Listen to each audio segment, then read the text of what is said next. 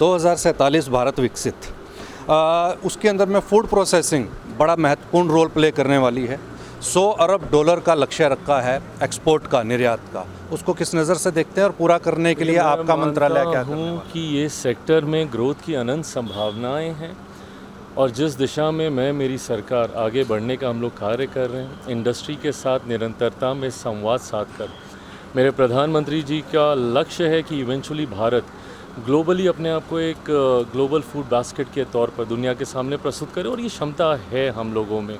हम लोग चाहते हैं कि दुनिया का कोई डाइनिंग टेबल ऐसा ना हो जहाँ पे कम से कम एक भारतीय खाद्य पदार्थ ज़रूर हो। उस दिशा में इंडस्ट्री के साथ बैठकर हम लोग, of course I do understand कि कुछ चैलेंजेस हैं जिसको रिजॉल्व करने की जिम्मेदारी मेरे सरकार की है।